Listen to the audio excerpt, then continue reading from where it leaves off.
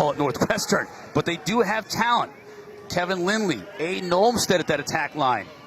Peter Swindell in the midfield line as well. So there's talent coming back on Loyola. But one thing Matt and I will talk about throughout this game, key positions. Whether it's Spencer, whether it's the goaltender, Jacob Stover, who had made 18 saves in last year's game, and we're underway. Quick offense, and a shot that whistles wide from Aiden Olmstead for the Loyola Greyhounds before they can even make some substitutions. Now both teams going to the substitutions.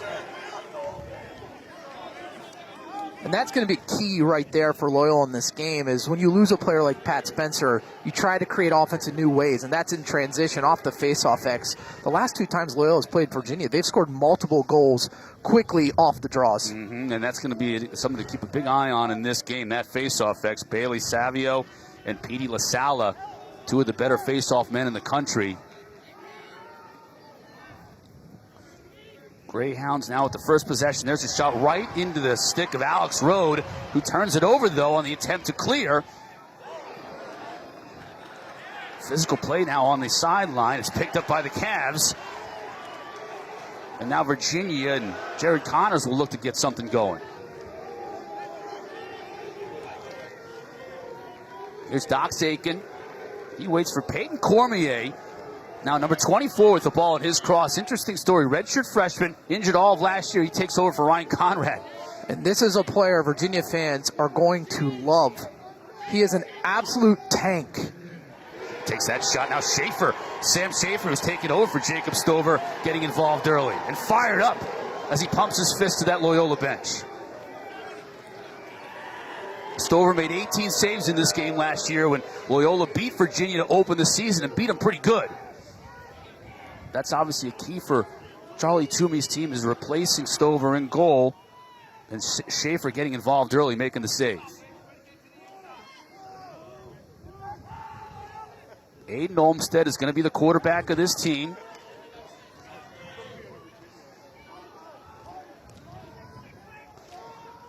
Up top. Goal line extended shot. Saved by Rode. And this is a Virginia defense today that's starting two freshmen. So Loyola looks to capitalize on quick ball movement, make the freshmen who've never played at the college level at this pace have to realize, where am I going? What slide am I? Am I number one? Am I number two? And they're going to have a tough time adjusting. And so look at Loyola's doing a very good job here with cuts early on, skip passes, getting their hands open, making this UVA defense work. Matt Houston now back behind the cage.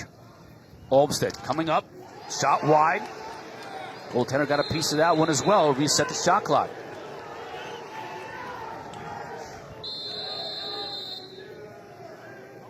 Alex Rode back in net for Virginia. Really played his best lacrosse at the end of last year, and you could even say in championship weekend his best lacrosse. Oh, without a question. I mean, he saved 50% on the year, but in the NCAA tournament, he was all tournament. I mean, he was out of his mind stopping the ball. I mean, think about the save he had in overtime against Duke. Yeah. Saved the game, no question about it. Just again, part of this veteran unit for the Cavs. Got a turnover from Loyola. Now we're going to get a push in the back. It's going to stay with Virginia. It is a chilly afternoon here in Charlottesville. Sun kind of peeking out from behind the clouds, but that's something too. You know, opening game of the season for both these teams, and it's cold, so it might take a little while to kind of get warmed up and get in the rhythm. Yeah, it was a nice day earlier when the sun was out, but it's behind the clouds now, and the wind has picked up, so it has definitely gotten chilly. Quick pass up front, shot and score! Ian Laviano gets the first goal of the 2020 season for the Cavs.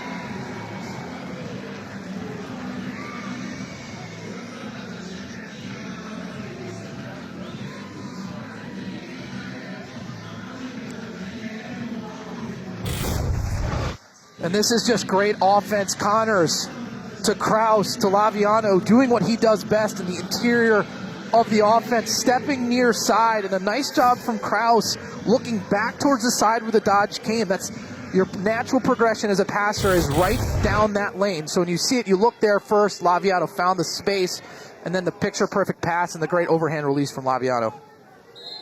Savio and LaSala. Savio now 2-0 on the draws, and he'll look again to create quick offense. The shot was off the mark, deflected before it got to the cage. Loyola backing up, they'll keep possession. Here's Lindley now to Olmstead. Back up top, Dan Wigley. Wigley didn't scrimmage with the team before the season began. Nursing a little leg injury, but getting the start today.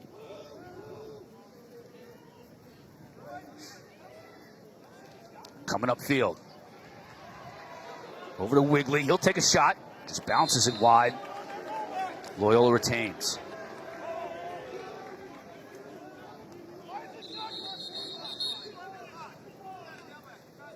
Get a quick whistle here.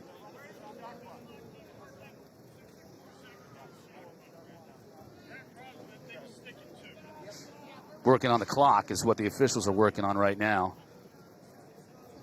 Shot clock now at 60 seconds, 59 seconds.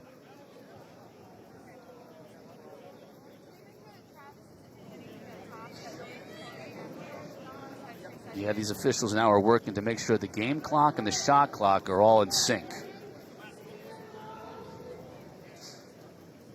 Working the kinks out. Everybody's working the kinks out here early season. Lars Tiffany, national champion coach. Of course, so many great years at Brown before coming to Virginia. Building this team back up. Taking it back to the top of the lacrosse world. You know, he took over for Dom Starja 4 years ago. And he's done a remarkable job after, doing a remarkable job at Brown, getting them to championship weekend. And Charlie Toomey won a national championship with this team, the Loyola Greyhounds, back in 2012. 15th season at Loyola. All right, now we've got the clocks all synced up. Back in action.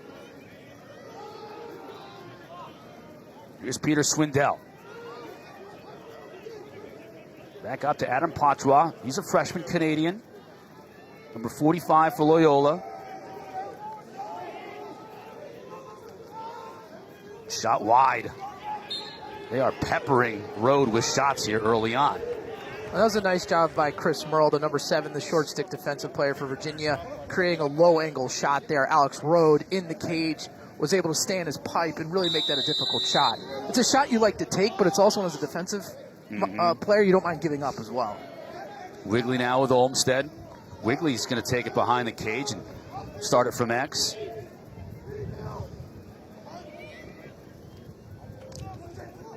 Olmstead quickly to the right side. Player got drilled. That's going to be a call against Virginia. Kyle Kaloji just came out and leveled the shooter for Loyola. And that was Ross Pridemore, a young man out of Atlanta. He got decked by Kaloji, and Kaloji will head to the box. And Loyola looks sharp offensively. They are moving the ball quickly. They're finding the space in the shooting lanes to get their hands open. Virginia looks to be quick to slide, which is a little surprising to me. For a team that lost its best dodger, you think maybe defensively you would try to say, hey, someone prove that you can run by us and score. Right. But Loyola is taking advantage of Virginia's slide packages, and they've had a number of high-quality shots. Minute man-up opportunity for Loyola Greyhounds.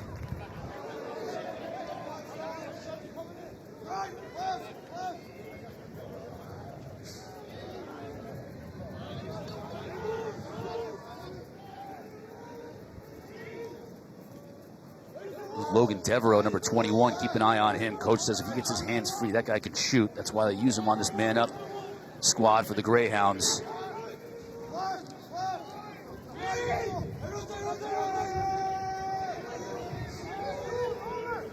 Tough angle shot. Road goes down to make the save. Olmstead couldn't beat him.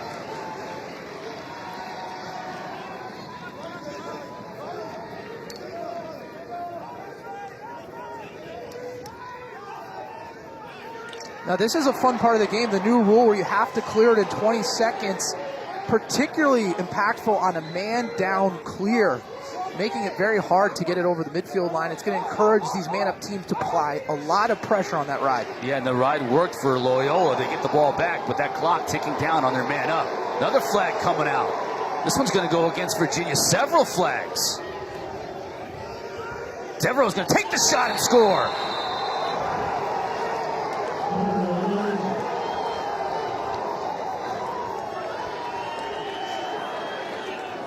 Unsettled situation there, Matt, and Devereaux and the Greyhounds took advantage.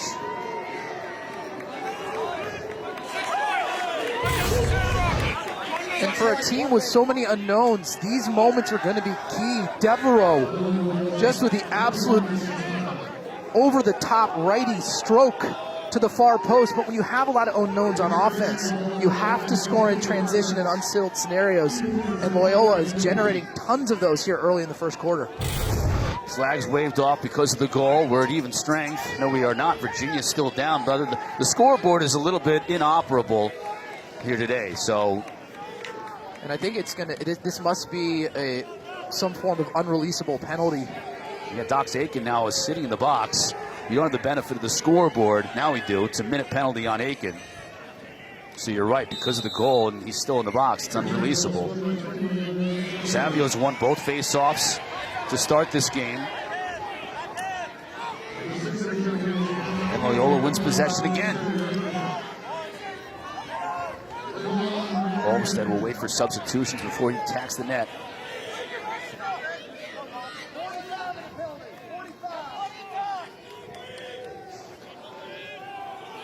Clock's being kept on the table, by the way, scorer's table here on the field, which is why you won't see it on your screen.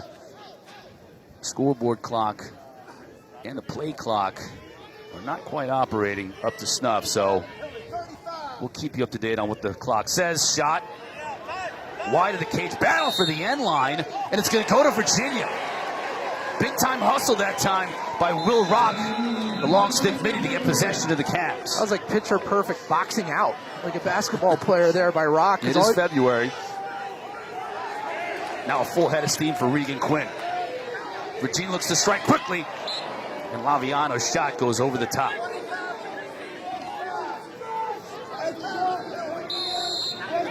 .25 seconds remaining in the penalty to Dox Aiken, and Matt Moore is just content to run the clock down.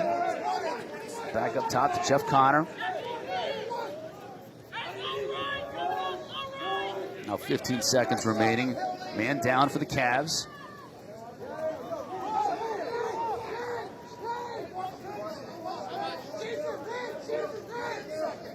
Final 10 seconds of this penalty.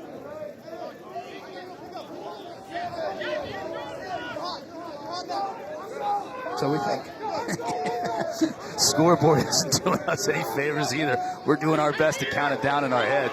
Now the penalty release, we're at full strength. The longest 10 seconds of my life. And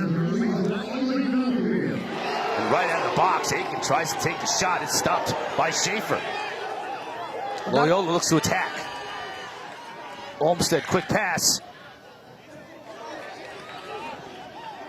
Lindley behind. And Schaefer looking solid in the cage for the Greyhounds. A couple poor shots. This is a first career start. You may want to be a little more patient to get the better shots early on rather than build some confidence in Schaefer and cage. But he is a big body with quick hands and looks particularly sharp here.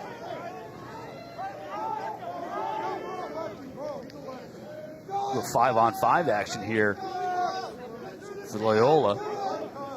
Olmsted, double comes. Now he gets it back. Thought about taking the shot. Knocked out nicely that time. Chris Merle causing the turnover. Ball still loose though near midfield. Knocked out of bounds. Off the stick of Laviano. That one's going to go back to the Greyhounds. And right now, the 50-50 balls, Virginia staple from a year ago, are being won by Loyola. This team came ready to play there scrappy. I think they have a lot to prove because people are questioning how are they going to do it with Pat Spencer, who is a generational player. And so they are trying to make a point here. Hey, we're going to win it on the 50-50 hustle plays, be strategically smart, be crisp, but we're not going to do it as an individual. We're going to do it as a team and a unit. Olmsted with his head up.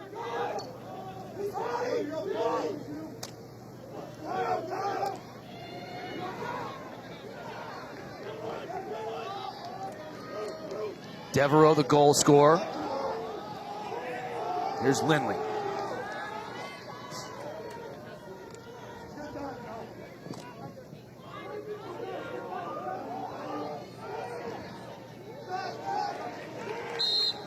Ball staying with the Greyhounds. Get a chance to see Evan James, another one of these freshmen. A lot of freshmen are going to get playing time for Charlie Toomey's crew.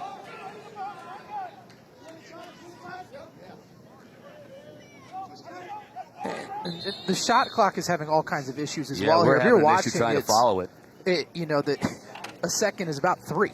That's what these officials now are just trying to get straightened out, because the players can't. The players have no idea. The shot clock in the corner of the field here at Klockner hasn't been working all game long. It's not in sync with the game clock. The scoreboard clock in general is not operating, so all the time is going to be kept on the field. I mean, that was 55 seconds, and about 17 seconds clicked off the time or the shot clock. So.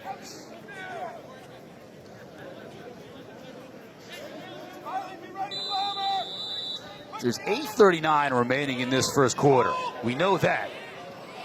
Shot clock is just going to have to be kept on the field. Olmsted loses it and then gets dumped.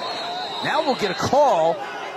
We're going to get a push against Virginia. Loose ball push, so it'll go back to Loyola, and they'll reset the shot clock. Lars doesn't like the call, and he doesn't like the fact that he feels like the shot clock should have wound down before Olmsted even had a chance to take this shot. Olmsted, boy, he got dumped.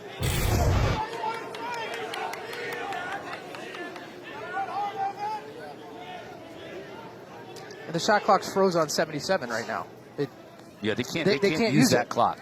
They're just going to have to go without it. Beautiful save. We'll get an in the crease violation here, but that was after Alex Rode made a great save for the Cavs. And Rode picking up where he left off last year, playing great position, following the in-close shots. Look at the movement.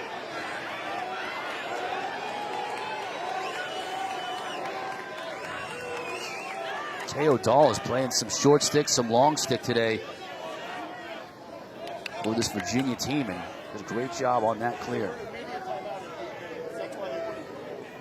Now Virginia will settle things back in, all knotted up at 1 apiece here, just over 8 minutes to go in this first quarter. Laviano just tries to get free, cannot.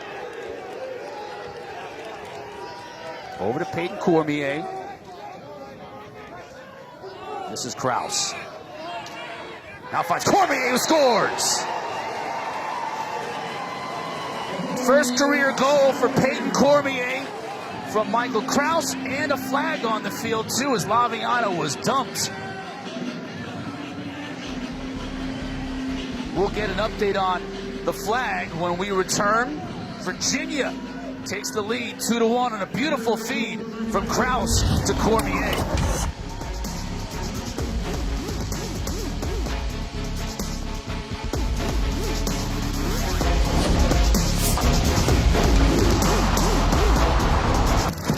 Virginia won the ACC regular season last year. They won the tournament and they won the national title too. They just ran roughshod through the league. After a rough start, they were 2-2 overall to start the year last year, with losses to Loyola and High Point. And so this was a team that just got better each week.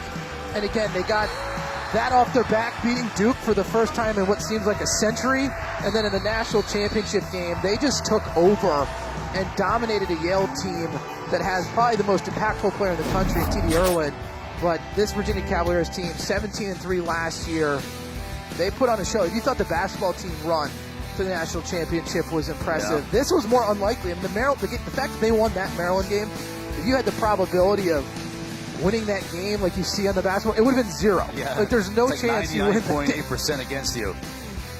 And the other thing too, keep in mind with the Cavaliers is that, you know, in 2018, the senior class of 2018 won their first ACC game that year. That's how long it's been since they've really been even relevant in the ACC. In the space of 2 years, finally making the NCAA tournament in 2018, they were able to take that and build upon that. And even though they had the rough start last year, raising the banner as national champs today. And they got healthier on offense, but it was the defense that really came together and started playing as a unit. When early in the season, it was a lot of individuals. And like that guy? Starting anew? I mean, this is a situation now where you talked about the guys coming back and all the firepower Virginia has. That's Peyton Cormier's second goal in about a minute. Virginia's offense will be better this year, mainly because of him as a player. Set the over-under at 45 points for him in his freshman year out of the midfield. He is that big a player. The coaching staff loves him. He brings a unique feature to the game in his Canadian roots and his box background, but just a very efficient shooter. He's also 220 plus pounds. I mean, he is a big boy that can move going north-south. And Coach Tiffany says he is a natural attackman, but because they're so loaded at attack and they want to get him on the field somehow, some way, they're going to run him out of the box this year, and you're already seeing it paying dividends.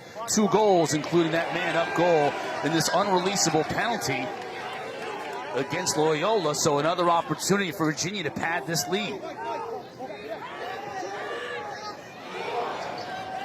Jared Connors on the field, a long pole after that face-off.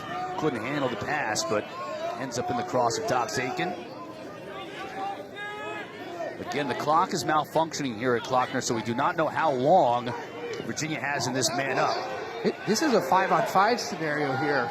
I think there was unreleasable penalties on both teams. You are correct. I missed the Virginia penalty after the second goal of this game. And we're not getting help from the scoreboard, so you're just going to have to bear with us. We'll tell you as best we can the time of the quarter and also the shot clock, which is both of them are malfunctioning.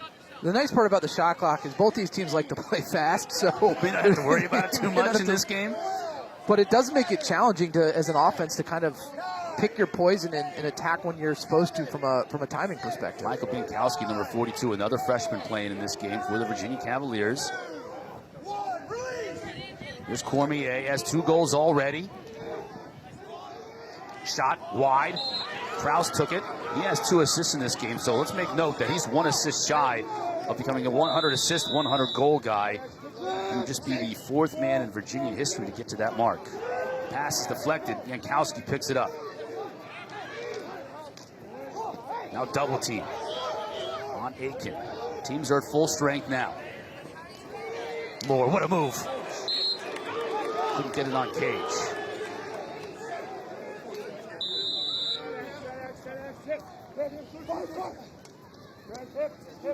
When you look at this Virginia attack unit, right? When you think Penn State, you think of Ment and O'Keefe and what great compliments they are for one another. Virginia, Krause and Moore are both better dodgers for themselves than the Penn State duo, but they're both equally great, but very different. Turnover, back to Loyola.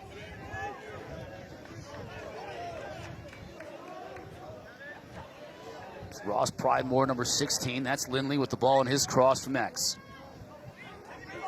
He'll look to dodge.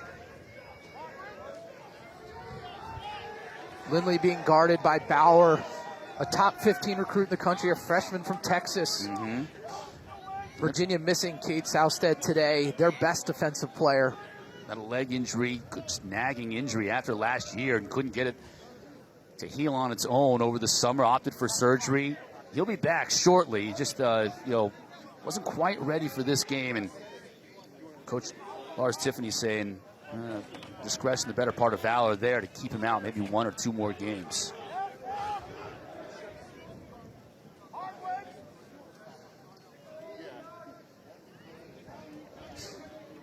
Loyola content to take their time, work for a good shot. This is Dan Wigley on the shorty. Back to his right, double team comes. Try to get it to Lindley. Couldn't get there, and he'll stay with Loyola.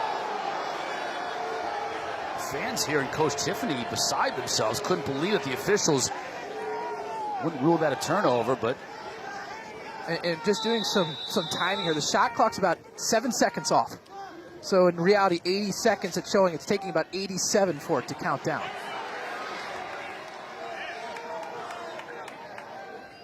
Greyhounds turn it over. Here come the Cavaliers. 3rd turnover of the game for Loyola.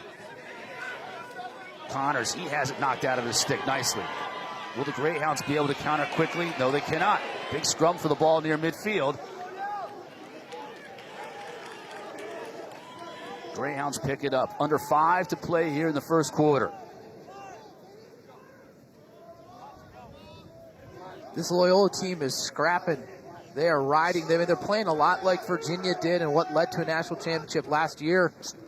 Swindell fed it to Lindley, and Rode has been up to the task. He's faced a lot of rubber in this first quarter. There you see it again. Stick on the ground. The officials blew the whistle, but it's Loyola's ball. And this is where maybe Virginia's missing Ryan Conrad right there. First team All-American from a year ago, was the human clear. He getting his stick. The ball was getting on the offensive end. Today, Loyola, I love watching this. This is a lot of fun. This never say die attitude. The attackman riding the ball back. They've gotten 3 or 4 extra possessions here in the first quarter. Olmstead coming up field. He'll shoot wide. Pochro, the freshman, will back it up. And they keep getting extra possessions. Some of these will start finding the back of the net. I mean, right now, Virginia's up 3-1, but it feels like Loyola's had the ball for 70% of this first quarter. And Virginia's going to call a timeout right now to talk things over. 4:03 left in this first quarter. 3-1, Cavaliers on top. Tomorrow night at 9 p.m. Eastern, right here on the ACC Network and over on that ESPN app, we'll bring you 1186 to Omaha, our documentary about the 2015 Virginia baseball team.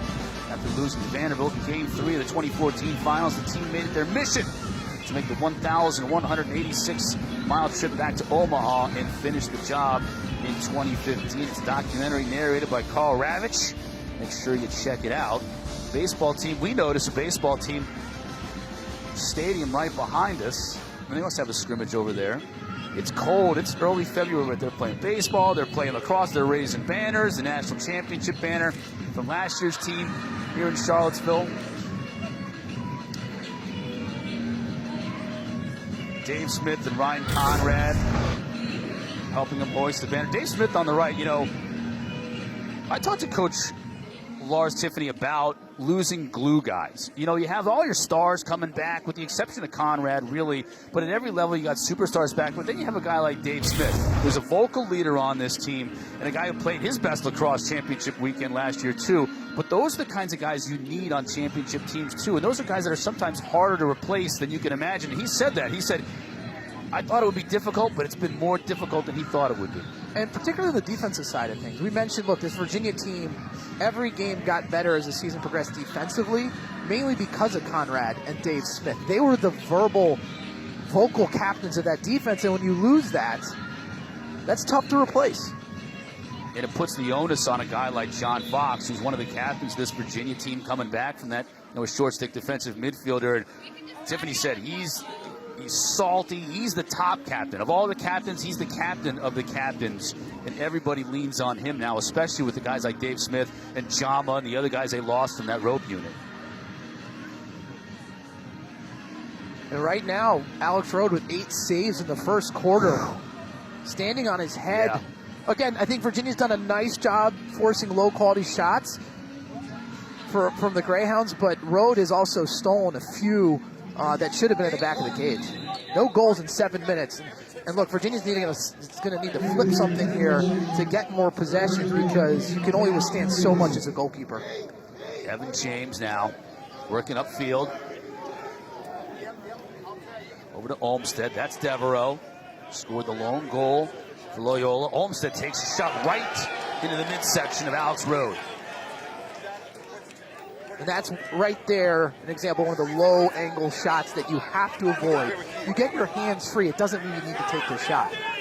Kaloji looking to clear for the Cavaliers. He does. Now they look to hand it off. Here's Michael Kraus. Over to Jeff Connor. Here's Jack Simmons now as Tiffany goes to some of his midfielders down the line. You saw Peyton Cormier on the field now with Simmons. Moore. He'll look to get free. Back to his left, now to his right against Sly Tumpf, and he scores anyways.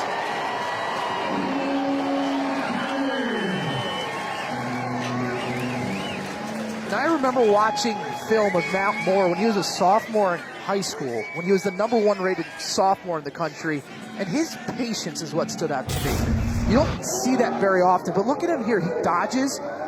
Is the opportunity there? No, he just always figures he has a little bit more time. He's the master of the dodge and then re-dodge to get his hands free. The nice wraparound shot there. He uses a Loyola defenseman as a screen and blasts it to the far post. 46 goals last year, 43 assists. Petey LaSala now gets into the win column on the face-off circle.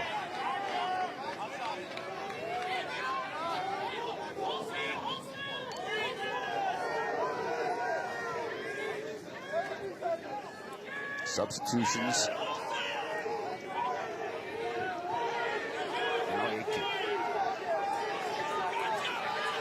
Virginia should have an opportunity out of the box in the substitution game. Here's Regan Quinn. Nobody picks him up. Back over to Aiken. Bounce shot. Saved by Schaefer. And what a save by Schaefer. I mean, that's Doc's Aiken, probably the best range shooter in college lacrosse. Bouncing it far enough out where it actually went low to high. And Schaefer does a nice job with his body blocking that. Very impressive. Schaefer, big, 6'3", 235-pound junior. In net. Shot. Oh, wow. That was close. 3/4 length of the field shot. And Rode had to dive back, although it did whistle wide of the net. And it was enough for Loyola to keep possession. That's interesting with that 20-second shot clock. You have to get it past midfield. You see a lot of those long-distance shots.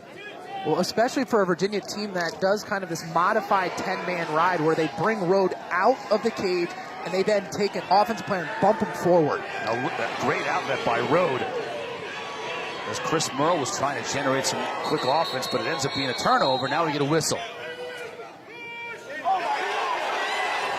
We get a push against Loyola. It's going to go to Virginia. Rode with yet another save.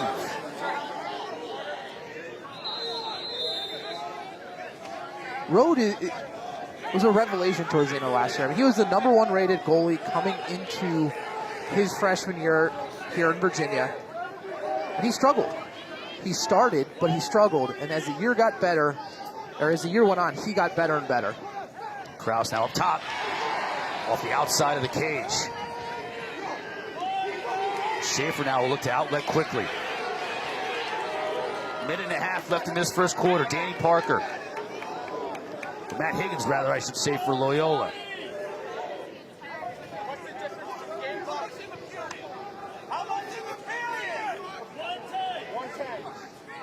Inching down to the final minute of this first quarter.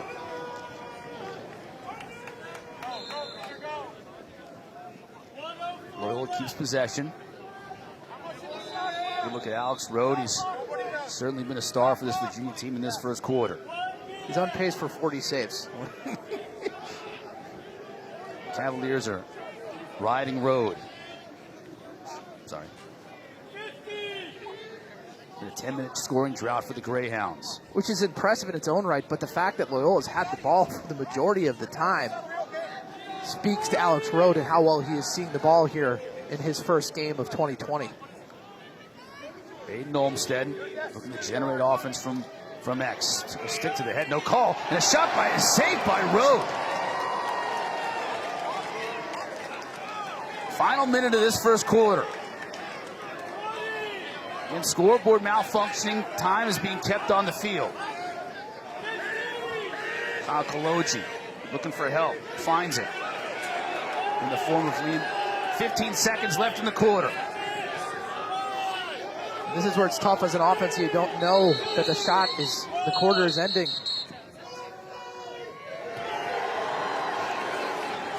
Offside penalty against Virginia, so final couple of seconds here. Louisville, the Loyola. Now they blow the horn.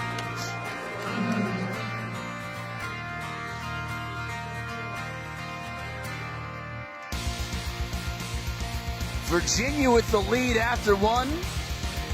Peyton Cormier, the redshirt freshman, his first 2 goals as a Virginia Cavalier. And then Matt Moore, he's got a few more than a couple. 4-1, Virginia on top.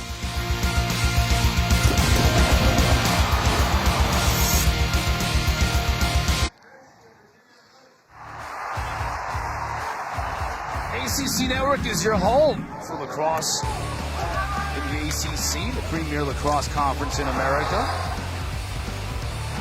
Got games galore. You know, in previous years, Matt, and you and I have certainly been doing this for a few years, A game or two in February on ESPNU and get into March. Now with the ACC network, this is the best thing that's ever happened to lacrosse fans. February 1st. We had 2 games on February 1st. We've got at least 2 games pretty much the rest of the way, all the way through February and March, which is more than we've ever had, and more than we've ever been able to bring you in college lacrosse in the ACC conference. So, and they picked a great year for it because this is as deep as the ACC is. I mean, look, the ACC has always been kind of known as the lacrosse conference, right? But the last couple of years, Big Ten been great, maybe the deepest. But this year, the ACC, every single team, right? To me, Duke may be the team that needs to figure out the most, just based on early and what I saw in terms of their offense and do they have that alpha male that can run by someone and score. But UNC, I'm telling you, is going to be great. Syracuse is deep. Virginia, Notre Dame, you know what you're getting. So this is a great conference this year. Start of the second quarter, 4-1 Virginia on top. Savio and LaSalle. We've seen a good battle at the X as we anticipated. Loyola gets possession initially, but then loses it.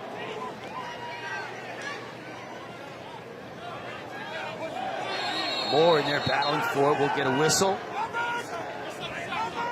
A legal push for the loose ball that'll give possession to Virginia. Again, just a reminder, clock is inoperable on the scoreboard here, both game clock and shot clock, so they're being kept on the field, and we'll do our best to relay that information to you. That's why you don't see it there on the graphic on the bottom of the screen. Shovel pass, maybe ill-advised. This is a new wrinkle for Virginia. Flag on the field. Seen a lot of laundry early on in this game. Possession by Laviano, but this call is going to go against Virginia. Lars Tiffany looking for an explanation. This will be, in my opinion, a soft penalty here. I think the ref may have been out of position and saw someone on the ground and threw the flag without really seeing what happens. We'll take a look. A 1 minute cross check call going against Doc Aiken. So 1 minute unreleasable. Let's take a look. Couldn't quite see it from that angle.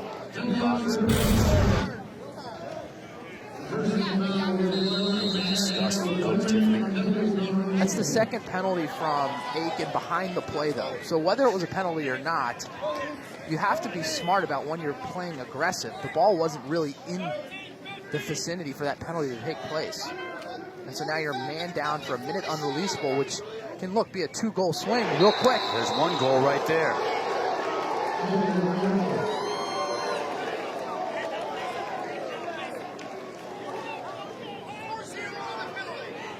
There's a good look at Adam Patra. Young Canadian from Hill Academy, the freshman, getting his first goal as a member of the Loyola Greyhounds. And the subtle play there is Patra. Watch these 2 steps he takes up the field. That may not seem like much, but if you look at his ball placement and where he put that shot and where he located it, it was all made available because of those 2 extra steps up the field. It's the small things that make great shooters. And that penalty to Aiken is unreleasable, so Loyola gets 1 back. Will they get another one? They're going to have a harder time here, though, because of the face-off violation against Savio. So Virginia will look to burn the rest of that penalty time off on Aiken. And that's just a big mistake on a man up where you have 1 extra person. You don't need to win the clean. All you got to do is prevent the other team from popping it forward. So prevent LaSalle from pushing it forward. Let the wings get involved, and you're going to come up with the ball.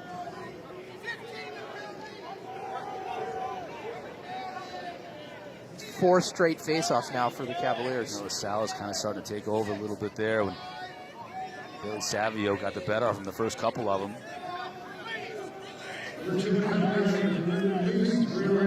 Penalty released, even strength. So the Cavaliers gave up 1 goal. Situation. Cormier. And Schaefer got a piece of that. We'll stay with the Virginia Cavaliers. And that was nice offense. Peter Garneau, the freshman from Haverford, number 33, dodging down the wing, drawing the slide. The skip pass to Laviano, the one more to Peyton Cormier. Tic-tac-toe passing for the Cavaliers. Jeff Connor. Screen. Here comes Garneau, and he scores. His first goal as a Cavalier.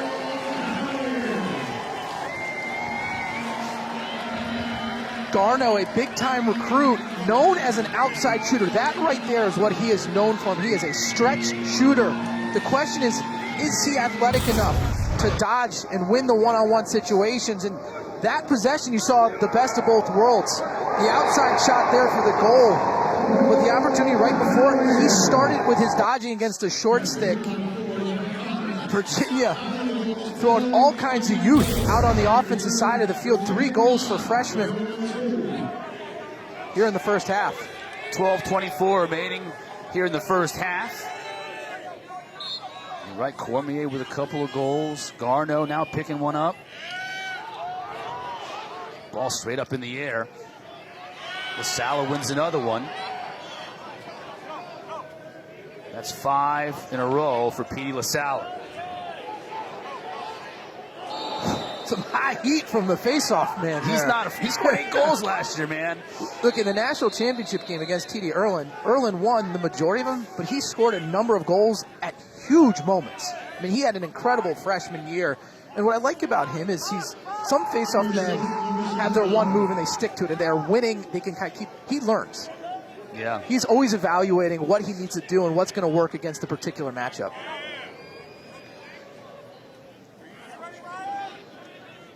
Aiken. Beautiful feed down low to Moore, and he finishes.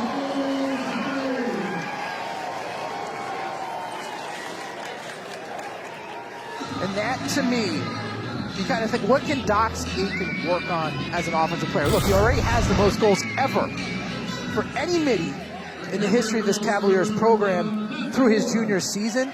He's struggled as a passer. He is not known as someone who keeps his head up and can throw those skip passes, but right there, his senior year, he makes that first pass. Watch the lane open up. You see Moore show to the near side of the screen and wrap it around Schaefer for his second goal of the season.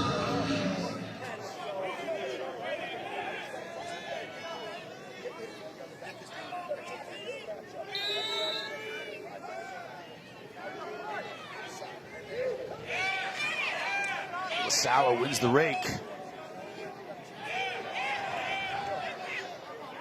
Trouse is almost there to pick up the loose ball. Still loose.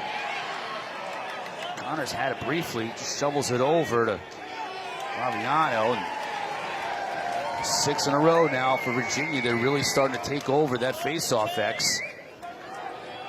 And face-offs are always incredibly impactful in the game of lacrosse, but today for this Loyola team, even more so, just because they have so much unknown on offense. Look, most teams lose great players every year. Pat Spencer was incredible. I mean, what he was able to do over 4 years, the most assists in college lacrosse history, second in points. I mean, it was so fun to watch him play, but this Loyola team's got to learn who's going to be that person for them to take up that crown. Moore scores. He made that look easy.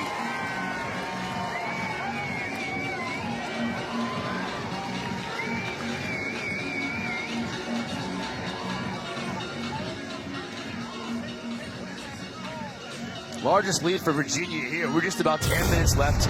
It's in this second quarter, man. And just look at the spacing and the location of where he does his dodge to get that high.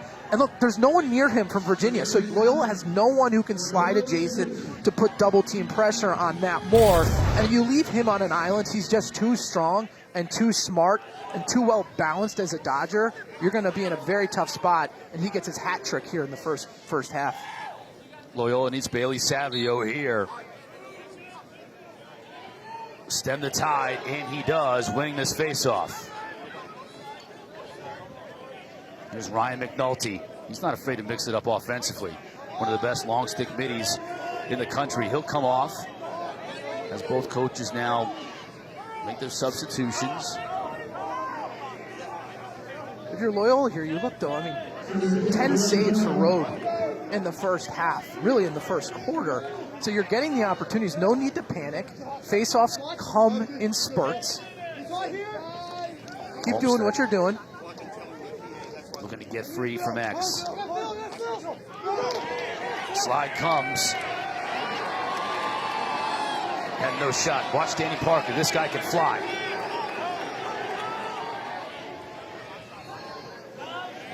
Moore once again.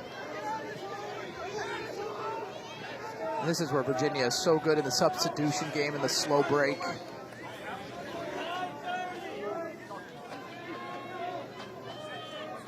Now Dox Aiken will wait it out. Regan Quinn on the field now for Virginia, number 19, second line midfielder.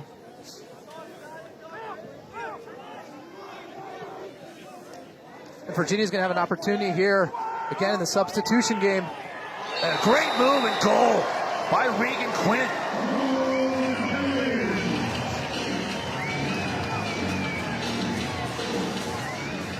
What may be hard to see is Chris Merle, number 7 for Virginia. The defensive midi stayed on offense, and they were playing 5-on-5, and then they substituted through the box, and now they're going to have a 6-on-5 advantage, and just too much chaos for Loyola on defense. 4-0 run for the Virginia Cavaliers. Timeout on the field. We'll take it with him. Quinn's first of the year. Virginia hot on offense. Largest lead of the game.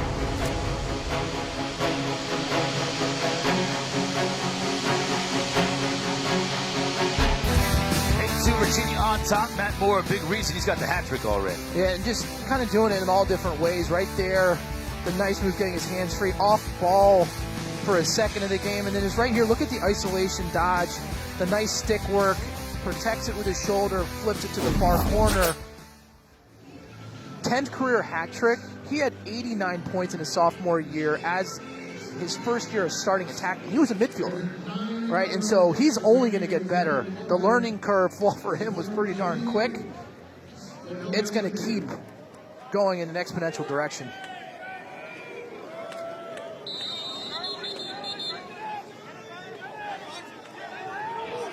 Violation against, this time, Petey LaSala, and Loyola will take over.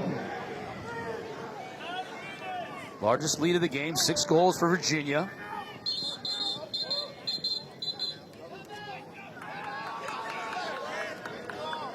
Another timeout. This time, Charlie Toomey and Loyola taking the timeout to talk things over now that they've got possession. There's a good look at Charlie Toomey. 2020 is Clemson's inaugural D1 softball season. Will have their first ever home game Wednesday when they square off against Western Carolina in a doubleheader starting at 2:30. Both games, Clemson and Western Carolina, right here on the ACC Network and on the ESPN app. Good to see Clemson getting involved in softball. Inside Lacrosse media poll, the top 10. 5 ACC teams in the top 10. North Carolina opening up the season in good shape last weekend against Colgate. Colgate just gluttons for punishment, losing to North Carolina last weekend, and then Syracuse. They had, a 21 spot put on them last night in the Carrier Dome. Chase Scanlon with 7 goals in Syracuse's win. If you just look at college lacrosse in general, though, this year is loaded. I mean, if you look at the top 4 teams from last year, taking Duke out, substituting Maryland graduated nothing, and they were seconds away from beating Virginia, and quite candidly should have beaten Virginia. And then Penn State, being ranked number 1 ahead of this Virginia team that won the national championship, that didn't graduate much, speaks to how good they are. I mean, that offense, as good as college lacrosse has really ever seen. I mean, you look at what they bring to the table and how they can beat you in so many ways. Truly impressive. And you talked about Syracuse earlier in the broadcast, and teams like Ohio State are improved as well out of the Big Ten. The Ivy's still going to be really strong. Yale, still strong. Penn is going to be good. Cornell is going to be good. I mean, Cornell could shock some people if they figure things out defensively. I mean, Jeff Teat, 3rd-team preseason All-American, starts on Team Canada, in the World Team. So I mean, a starting world team participant on Canada is a third-team All-American. That's how good our preseason college lacrosse is this year. Coming out of a timeout, that possession for Loyola ends up in a turnover. Yeah, possessions are starting to become more and more important.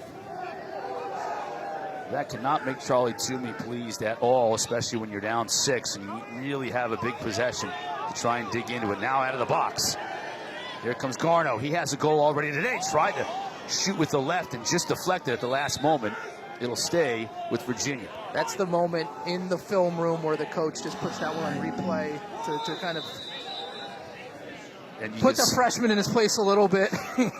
Coach Tiffany was having a word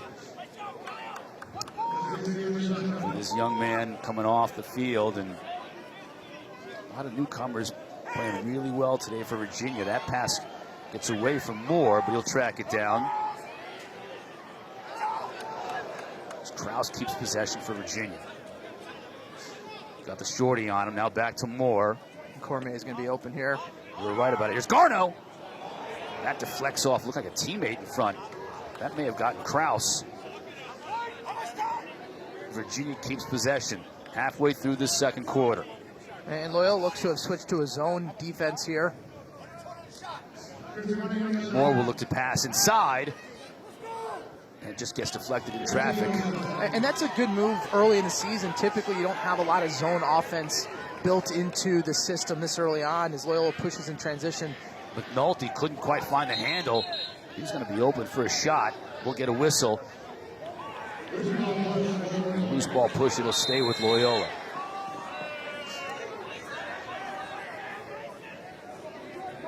Again, we apologize for the clock being inoperable. We'll try and keep you up to date as best we can on the game clock and the shot clock. Both are out here at Klockner.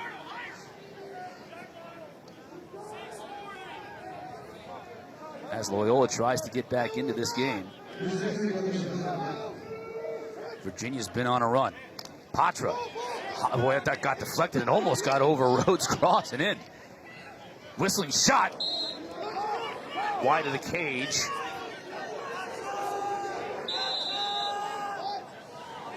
Now McNulty couldn't quite sky up high enough to pick that one up. Virginia does, but they're in a little bit of trouble here. That's a nice job by Fox.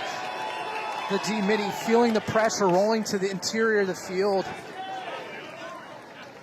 Virginia's going to have to find that person this season with the loss of Conrad. He created so much transition offense for the Cavaliers. Who's going to be that person? Because the offense and the tempo that they want to play at, that is a mandatory piece. And right now, I think that's the biggest question mark for them, plus some of the new additions on the defensive side.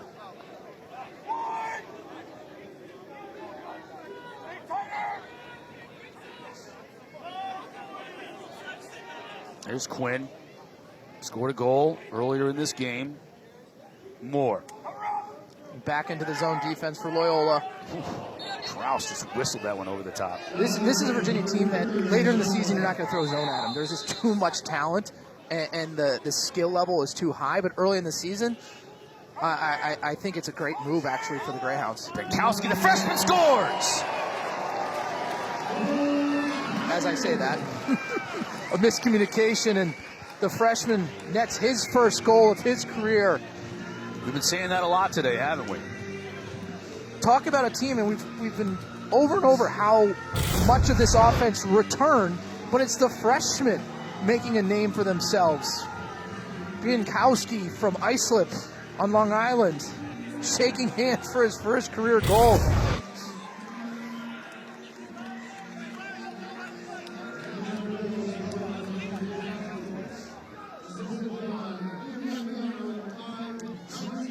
Laviano on the assist. Brankowski has a goal. Garno has a goal. Cormier, the redshirt freshman, has 2 goals. Welcome to Virginia Lacrosse, gentlemen.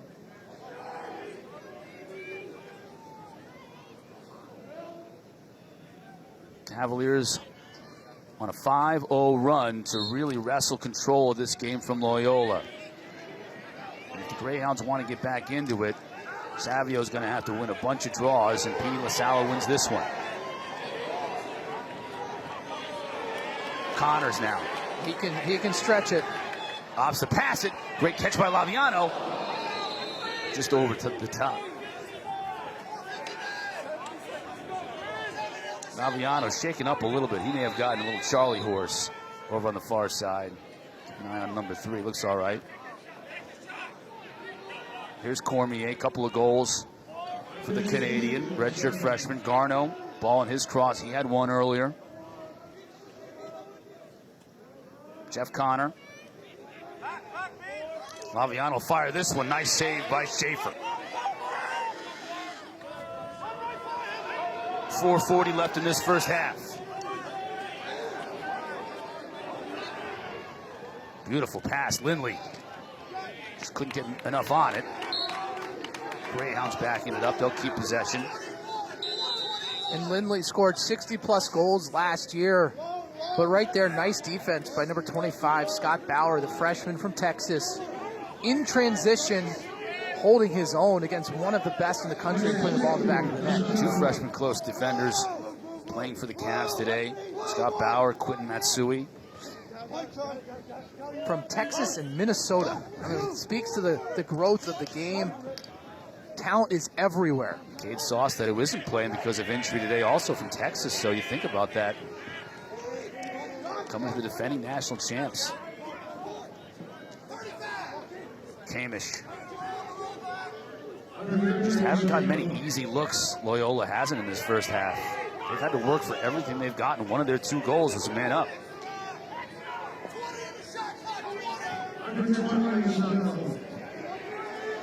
Shot clock now under 20. Olmsted will roll. Hits Lindley behind the cage. Road coming out.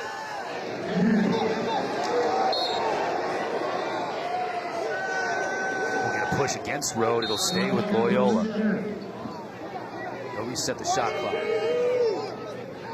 I'm not sure how fair I think it is with no shot clock for the rule to be that we yell out every 10 seconds. I mean, that virtually makes it impossible as an offense.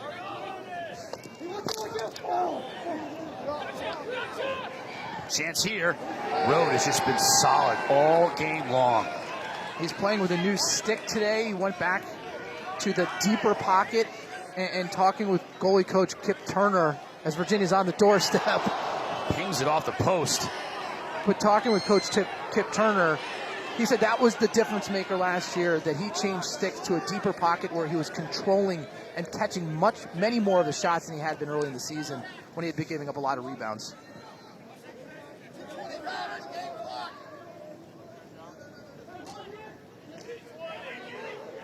Ten minutes without a goal for the Greyhounds. The second time today that they've had a 10-minute drought. Here's Olmsted looking on Kolochi, trying to beat him. Lindley, boy, had a hard time grabbing that pass. He did. He was skillful enough to do that, but couldn't get anything on his shot. You have Dox Aiken up here in transition. Moore looked for Aiken, couldn't find him. Now he'll just settle back and allow the substitutions to come in.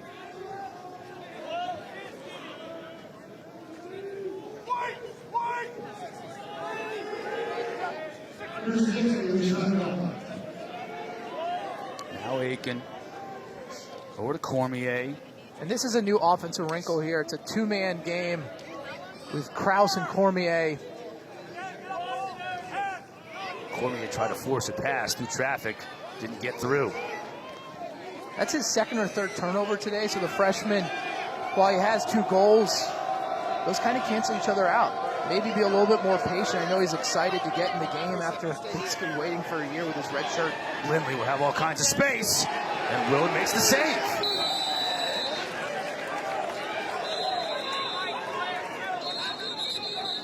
Had a quick start. Now the officials will blow the whistle.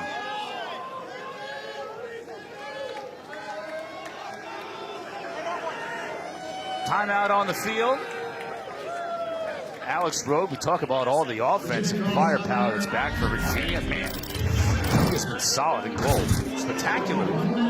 13 saves in the first half. Again, playing his angles really well. He's giving up no rebounds. Right there. I mean, again, catching the ball from that end close.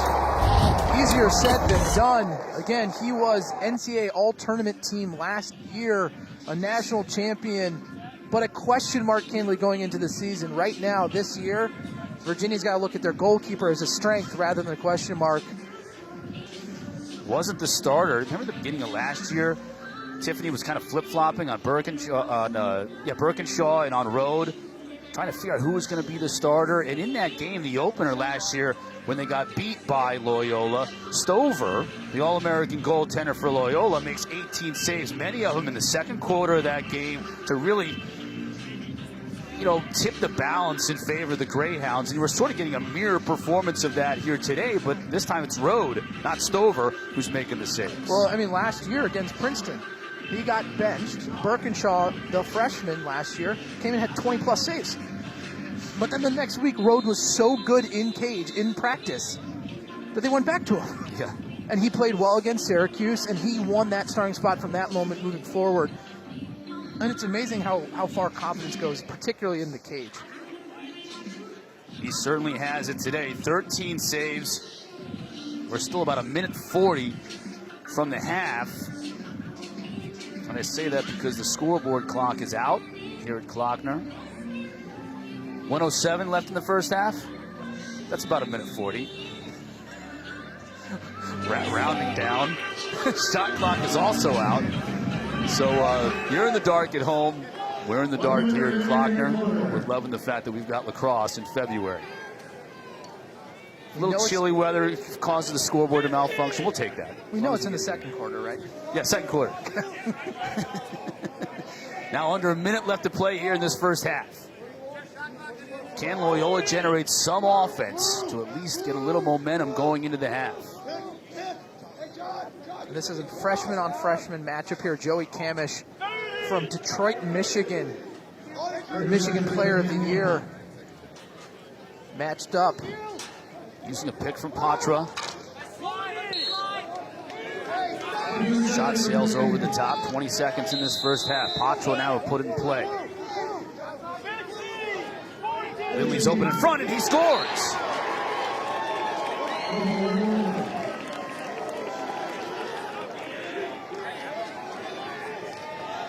Mistake here defensively. It was just a communication error for the Cavaliers, but also a nice job from Lindley.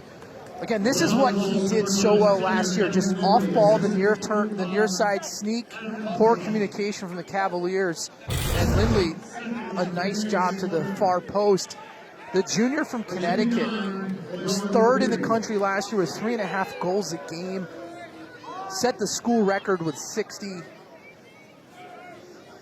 Again, this is going to be I think a trying, tough year for him because he is missing the person that got him the ball. LaSalle's got a few seconds, going to get a shot off. He does, but Schaefer is there to close the door, and that'll do it for the first half.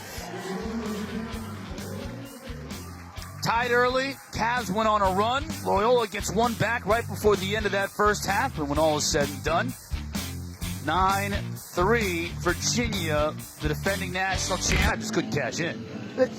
Some of those shots are a little misleading. 28's a lot of shots, but I don't know how many of them were high quality compared to Virginia's high quality shots. I would have challenged them on the face-off piece and said, look, I think they would have had to been closer to 65, almost 70% to really feel comfortable with where they would be at in this game, just because they have so many new faces on the offensive end. McNulty battling for this loose ball off the opening face-off here in the second half, and Aiken picks it up. Laviano. Kraus fired it wide. Just got a piece of it, though, Schaefer did, so we'll get a shot clock reset. And we have, as you see on the right side of your graphic here on the bottom of the screen, the game clock is back functioning, so folks here at Klockner went to work at the half. We got a shot clock, we got a game clock. Let's hope it stays that way.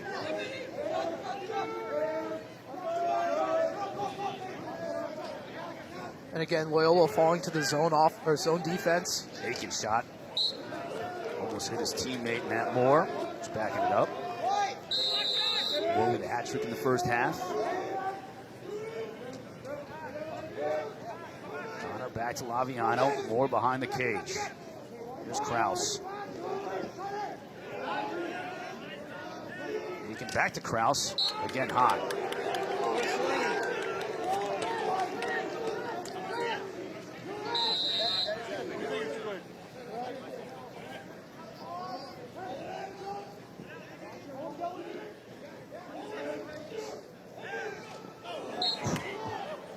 24 seconds here on the shot clock. Akita, zone offense. And what happens oftentimes is teams forget to dodge. You have to force the issue and put pressure on the defensive player if you want to generate high-quality shots. And Virginia got a few there, but Loyola doing a nice job keeping them out of the interior of that zone defense. Ultimately, Schaefer making the save will go the other way. An opportunity to push here in transition. Alex Johnson with the clear. Chance and a score! Lindley scored at the end of the first half. He scores first here in the second. And so back-to-back goals for the Greyhounds.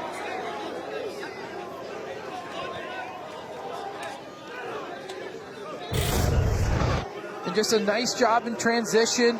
The nice save from Schaefer, the quick outlet pass, and then again, Lindley here. What you see again is that step up the field makes all the difference, getting his second goal of the game in transition. 2 in a row for the Greyhounds.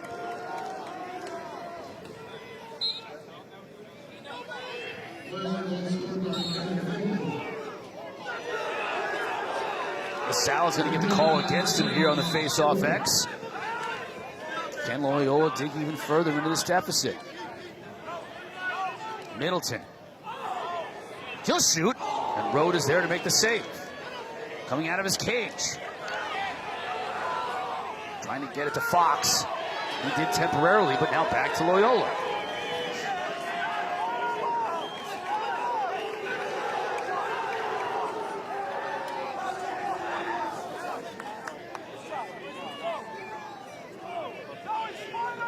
There's Dan Wigley, the junior from New Jersey. To Olmstead. Back up top. Rode is there to save off Lindley's cross. And he's out of his cage behind, trying to pick up the loose ball. Virginia and Kaloji now will look to clear.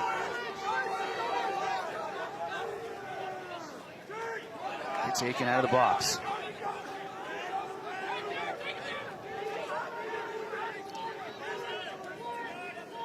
Rode with 3 quick saves here in the third quarter. Big saves, and killing some of the momentum that Loyola was trying to build off 2 straight goals. His positioning has been phenomenal today. He's been in the right place at the right time, holding his posts, giving very little net to shoot for. Scrappy, too. He's been out of the cage 4 or 5 times. Coming upfield. Well, Regan Smith had a notion. Instead up top to Laviano. One move and a score.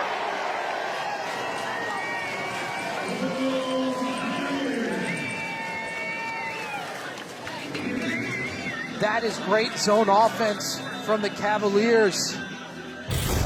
Again, a nice job. See, again, Quinn now dodging, finds the space, and a left-handed goal for Laviano. You do not see that often. But again, Quinn catches it on the far side, comes near side. The passing lane opens up because how hard he attacks that near side. Loyola has to step down. And then Laviano with a nice patient finish. Back to a 6-goal cushion for Virginia.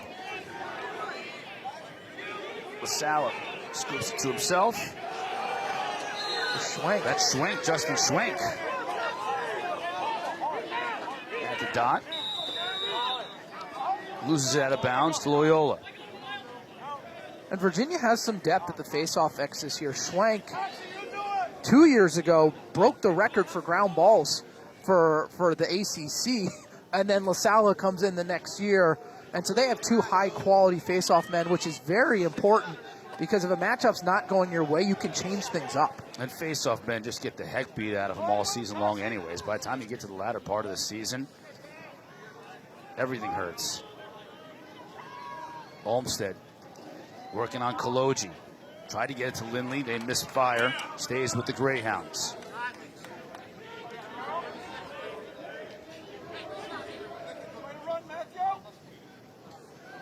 Just way too many low-angle shots, though, from Loyola. Olmstead may have not even been above the cage when he was taking that shot. They have to do a better job. They've only had success as they've been stepping up the field to create their angles. Kamish freshman from Michigan. Over to Liam Bateman. That time it was Matt Houston, another freshman, taking a shot. Not even close to being on target, but Loyola keeps. Just another job by Virginia, forcing him to low-angle shots, though. Under 10 to shoot, you think. Kamish. He's going to have to let it go, and he doesn't. Shot clock violation against Loyola. 8 turnover for the Greyhounds on the day. And just a reminder, if you're just tuning in, we had the scoreboard clock and the shot clock were inoperable in the first half. We think we've got it all figured out, though, here in the second. Virginia will look for quick offense. Laviano, skip pass, deflected beautifully, and just stolen out of the air by McNulty.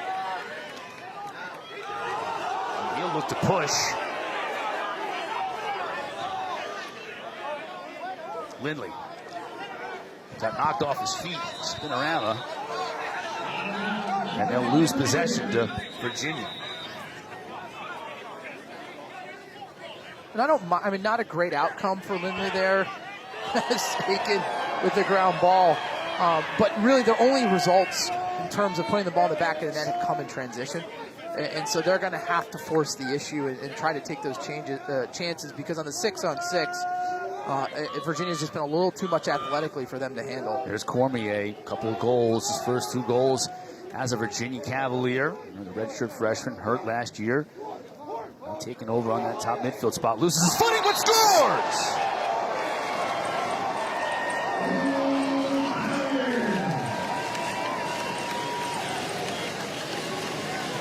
Cormier with the hat trick in his first game.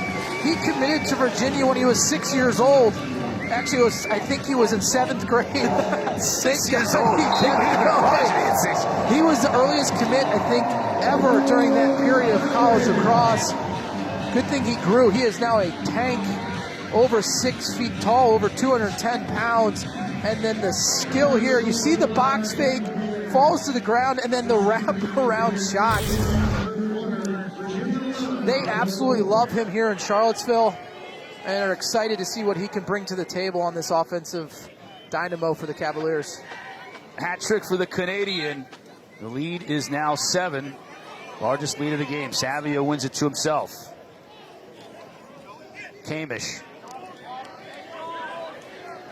Now we'll set things up for the Greyhounds.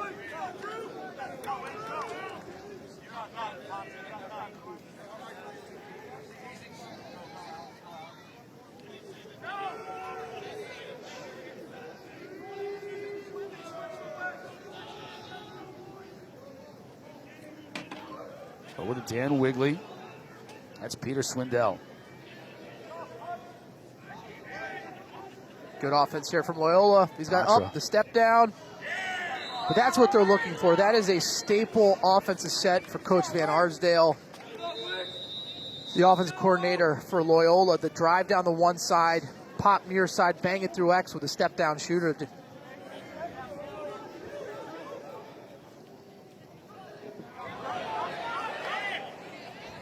Lindley tracks down the loose ball. Patra.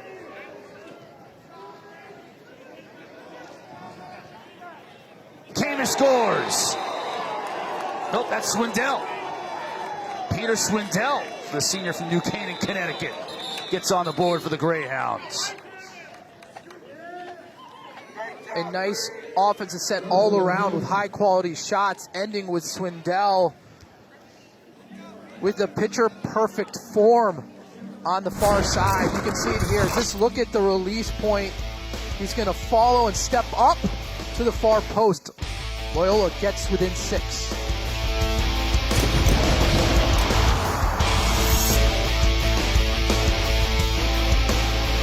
Last year's Tuard Trophy winner, Pat Spencer, now playing basketball for Northwestern. Certainly, Loyola is going to miss him this year. You just can't replace a guy like that. But they do have Kevin Lindley, who's now 1 goal away from career 100. And Lindley and Spencer was a dynamic duo, 60 goals last year, and they just played so well off one another. Lindley now wearing number 7. He's going to have to transition his game a little bit to try to be a little bit more like Pat Spencer with the ball in his stick, making things happen. It's going to take him a little time. I mean, last year he was predominantly off ball, and that's a pretty tough transition. And so he's going to have to become a little bit more assertive in his game than he has been for his first 2 years on this Loyola Greyhounds team. Peter LaSala back at the face-off X. He and Savio continuing their battle. Possession won by Virginia, Jared Connors. And Virginia is starting to dominate in the ground ball category. 31 ground balls to 19. The Cavaliers have been the #1 ground ball team in the country 3 years in a row. And with this offensive talent, if they can do that again, that bodes well for them in being able to try to repeat for the first time in program history. Connors just rushed on that pass, wasn't able to get anything on it. That's going to be ruled a shot. Loyola keeps possession.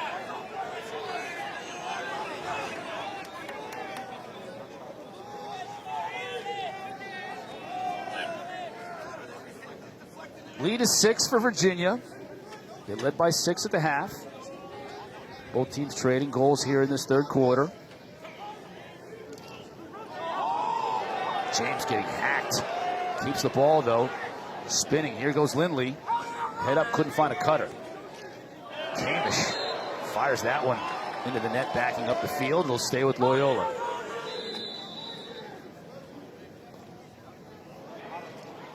Olmstead scores. Olmstead, the best dodger from the attack position on this Loyola team, matched up against Matsui. And for the first time in this game, I saw him get to full speed on his dodge. Attacking north-south, and right there he does a nice job against Matsui with the stutter step. He gets near side, gets Rode to come off that near pipe with the high-to-high finish to get his first of the season.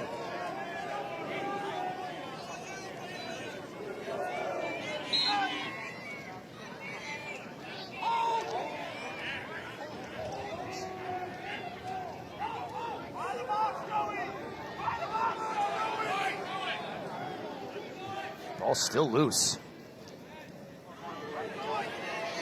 Players still battling for it. Yeah, we're going to get pushed in the back here and with possession, too. Looked like Danny Parker, just as Loyola was able to gain possession. Now we're going to wave it off. Say it was a loose ball. Yeah, loose ball. It looked like just as Loyola gained possession, Danny Parker had to push in the back, but they're going to say it was before possession, so Loyola will have possession now.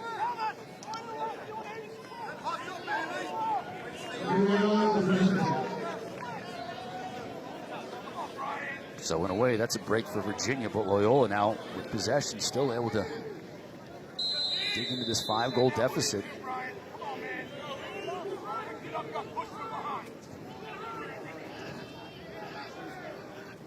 Wrigley will put it in play with Connors on him. Swindello scored moments ago. Now we get a flag. This one is going to go against Virginia. Ball is loose. Loyola keeps possession. Patra. Saved by Rode. This is going to be an interference call on Kaloji. Good call from the officials. Is he listening?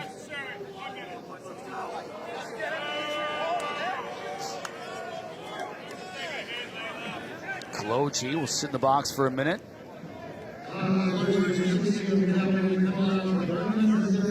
The unnecessary roughness call against Kaloji.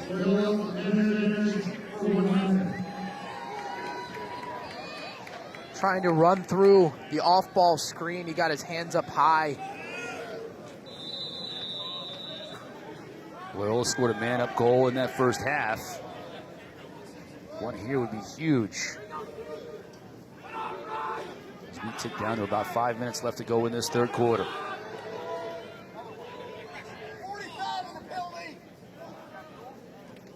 Lindley. Quick shot. Stays with Loyola.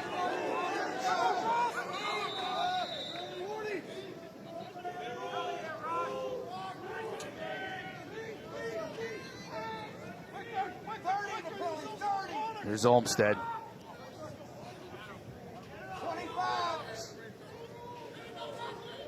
Olmsted behind the back. Now a skip pass over to Devereaux. He'll shoot and score.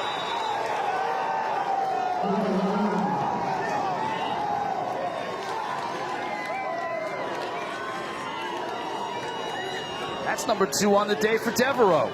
Very similar shot from his first goal, but this all starts just a nice ball movement here. The behind the back from Olmsted, the skip pass through, the one more. And then Devereaux, high overhand release. The difference in this shot is he bounced it a little further out and elevated the ball over Rhodes' stick versus his goal earlier where he shot it towards the net in the air. Very nice outlooking outside shooter. A 3-0 run here for Loyola. 11-7. Big 6'5" midfielder out of Marietta, Georgia. Logan Devereaux gets the Greyhounds now to within 4 and possession after the hold on the faceoff.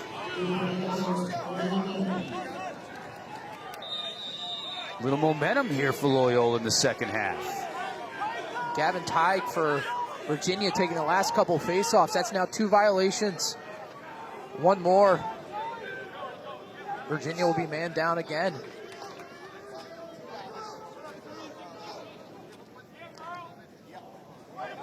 That shot by Kamish. Wide. Backed up by Riley Cox. First time we've seen Riley Cox today. Midfielder for the Greyhounds. Riley C is in the game as well. Number 42. Here's Cox. It's being ridden hard by Connors.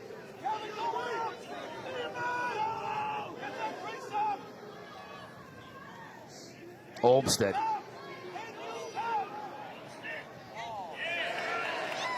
Just flew that one just gently into the cross of Alex Road.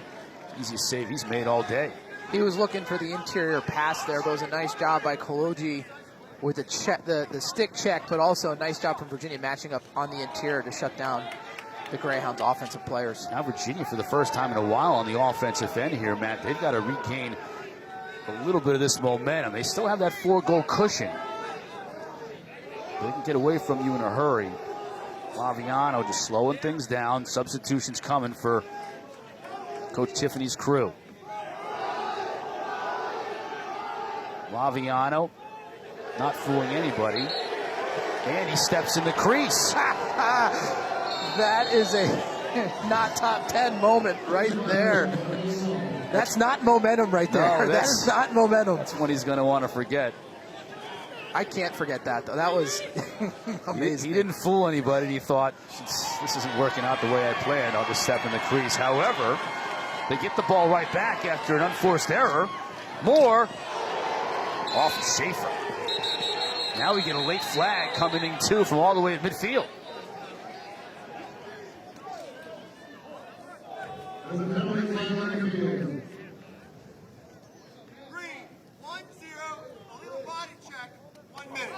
One-minute call against Loyola with an illegal body check.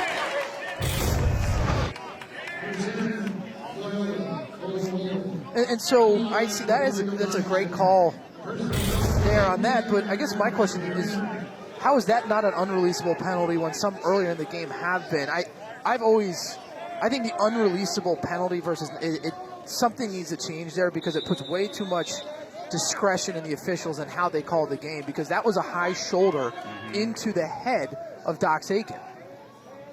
Cole Boland for Loyola now serving that penalty.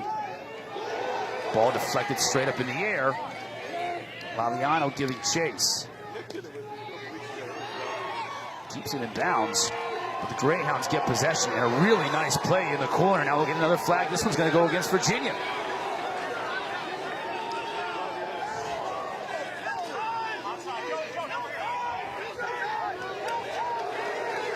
Olmsted looking for offense. Players running in and out of the substitution box. Could be a slash. We'll check on it when we get the whistle. Laviano is over there in the corner as the players were battling for the loose ball. We have a delayed call here against Virginia.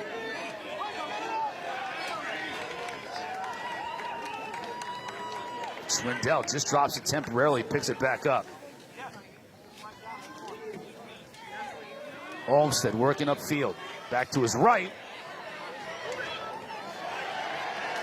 And he just loses the handle on this one. Well, here's the whistle. We'll get the call from the officials.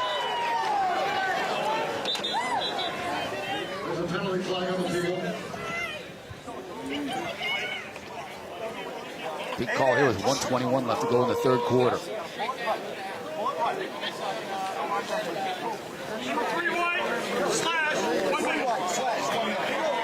Slash against Laviano. 1 minute call. So another man-up opportunity. Take a look here. Well, that's a phantom slash. I don't even know if he made contact. He was definitely flaking. The look of it. Looked bad, but not sure if contact was ever made on the play. But again, you're putting the officials in a position to have to make that call, and Virginia's now done that 3 times in this game where it has no impact. You can even see him in the box now describing it to one of Virginia's assistants. How he feigned the hatchet chop, but didn't make contact. The official just didn't see it that way. Olmsted. Quickly, and a save by Rowe.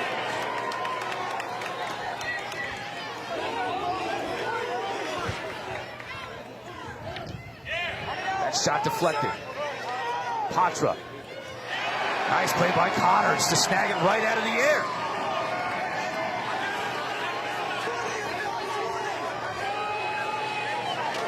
Virginia's gone 8 minutes without a goal. Now trying to kill this penalty and get back on even terms in the final 30 seconds of this third quarter.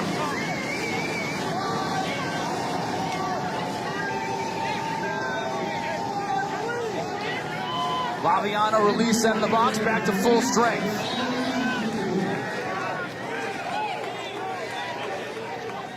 Here's Cormier.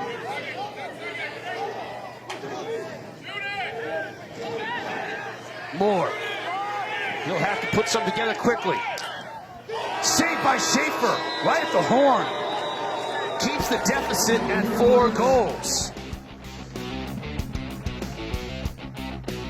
Peyton Cormier continues with his impressive debut for the Cavaliers. The hat trick for him from his knees. But Loyola not going away. Olmsted scoring. And another to make it a 4-goal deficit.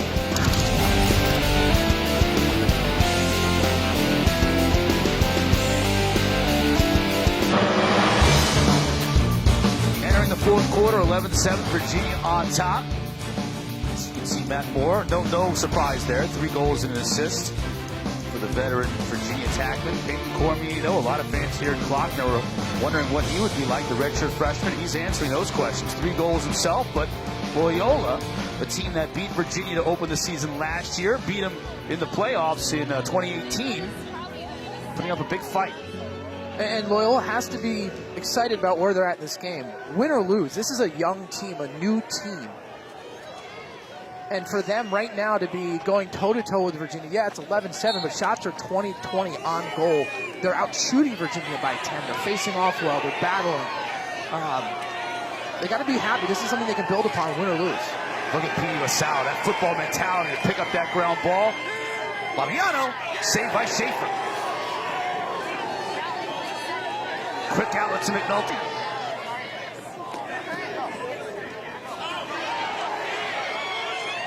Ground ball picked up by the Greyhounds. Now Swindell.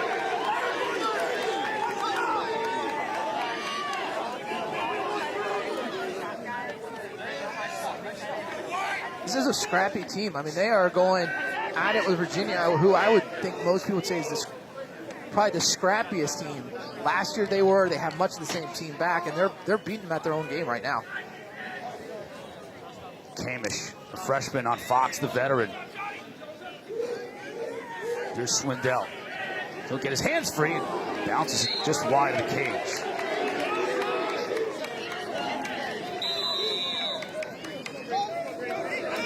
Virginia scoring just 2 goals in that third quarter. Offense slowed down a bit. Jamish, he is quick, isn't he? He's a good-looking player. Big athlete, quick first step. Slide comes. Trying to get to Lindley. We'll get a flag. This against Virginia. Cavaliers have spent a lot of time in the box here in the second half. Shot goes wide. Now we'll get the call.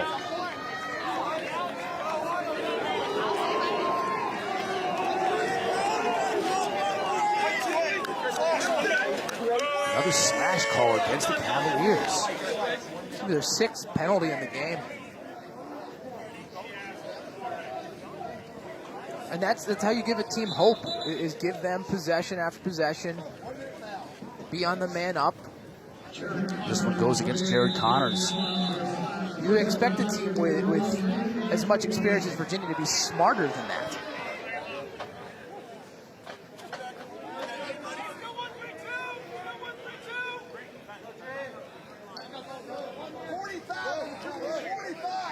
Patra, the freshman Canadian, behind the net on this man up for the Greyhounds.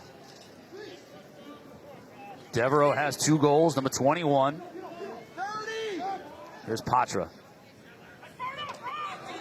Here's Devereaux. He'll shoot, go right off of Fox. That had to hurt. But he's doing his job. Ball never got to the net. Now we'll get another call. This one again against Virginia. Loose ball, so possession to Loyola. Another push in the back from Virginia.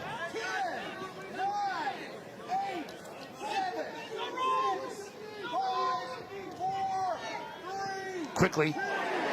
Saved by Rode. Lindley got a good look. You have to say it right now. The difference in the game has been Rode. I mean, he has been lights out. 18 saves. Last year, Stover for Loyola had 18 saves. We got 1 period left to go, and Rode is at that number right now. And Stover was the player of the game in that win last year for Loyola. First team All-American. And I think you have to agree that our MVP so far in this game, even though we've had a lot of scoring, has got to go to Rode.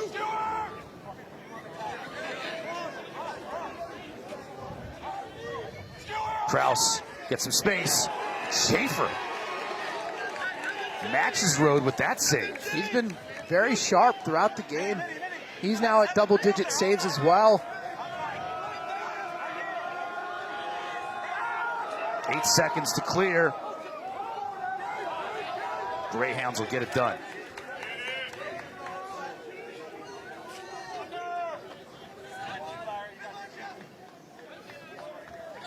Very entertaining lacrosse game as we are in the early moments of the fourth quarter. There were times when it looked like the Cavaliers were going to sprint out to a big advantage. And Loyola is just hanging in there.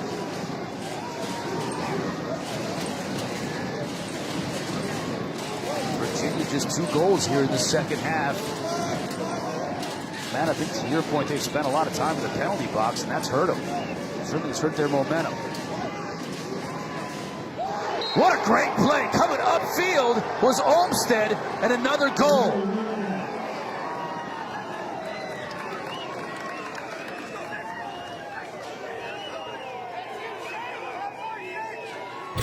Olmsted, Loyola's best dodging attackman again. Second time today with that nice little stutter step at X, this time against Kaloji, number 16 for Virginia. Right here you can see it. Makes Kaloji take that drop step, then wraps it around his hip, screening the shot, beating Rode. 4-0 run for Loyola. We got a ball game, 11-8. Savio and LaSala continue their battle. This one's going to be picked up by Jeff Connor. But Loyola doing a nice job turning back Virginia. They now have to clear where they've been a little shaky. 10 seconds now to get it past the midfield line. Here's Matsui, the freshman. He'll get it to Fox. And the big difference here is Loyola has gone to that zone defense. And since that period of time late in the first half, Virginia's scored only 2 goals.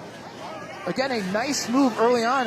Zone offense is something that you have to build in and layer in the season. And Loyola threw it at him, and Virginia doesn't appear to have much prepared for that type of defense. Cormier, Krause now behind the cage to Connor. Moore got it to Cormier, but draped all over him. Our Loyola defenders, the turnover. Now here come the Greyhounds. Wires. Close defender stays on the offensive end to set a pick. And he's going to get called for the illegal pick. Virginia now scoreless for 14 plus minutes.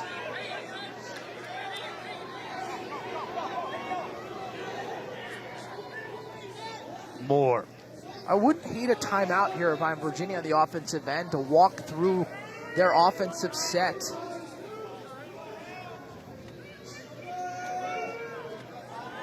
As our clock ticks down to 9 minutes left to go in this one. And so they're bringing in Reagan Quinn, number 19, to be behind the cage. They like his vision as a feeder to pick apart this zone. This is another person that can break it. Dox Aiken with his outside shooting. Nice play by Quinn to snag that ball out of the air. Aiken scores!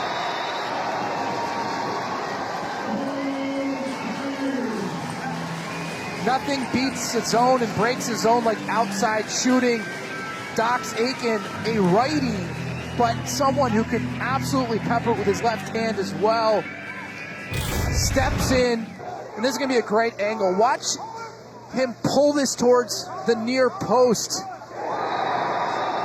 Usually on that shot, you're trying to go far post, but he has the strength and the skill to pull it hard down towards the near post. Now again, what will happen? Will Loyola have to make adjustments and step out in the zone, opening up passing lanes? Typically from a zone defense perspective, if you can rip one from the outside, now you start thinking, do we have to extend out? That opens up passing lanes and makes the inside a little bit easier to attack. Savio wins it cleanly to himself. Olmstead. The one stutter stepping. Brings it back out.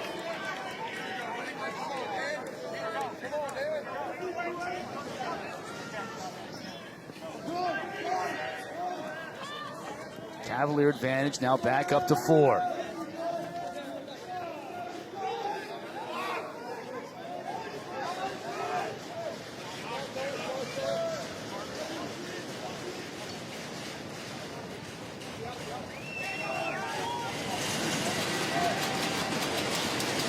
Here's Swindell. Behind Olmstead. Now up top. Patra. Couple quick ball movements here, though, could get someone open for Loyola. Tough pass, just through too much traffic. Too soon.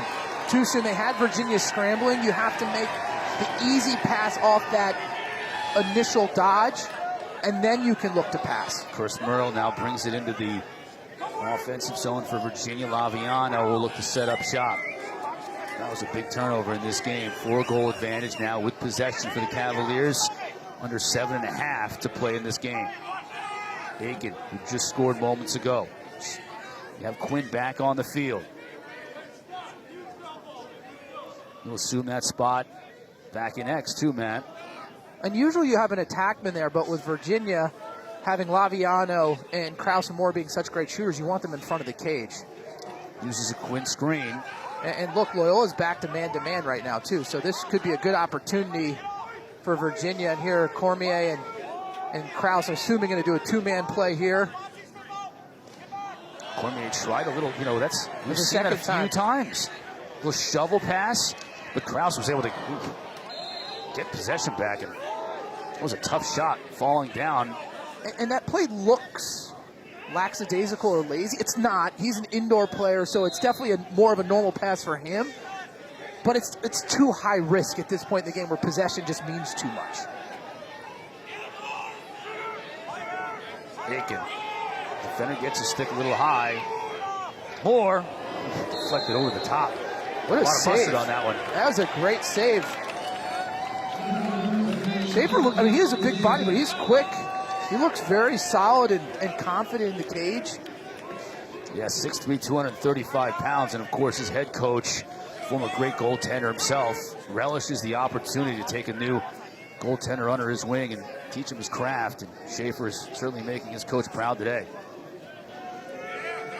And just too much, in my opinion, for the zone offense here now that Virginia is playing too much standing around. They're not making it work, right? The whole idea is to get the defense to have to expand out and then make a couple passes and find the people in the interior. Virginia's just holding on to the ball way too much. There's Cormier's in the middle. And he's not moving. You have to cut. That's what you want if you're a Virginia offense. Dodge against the zone.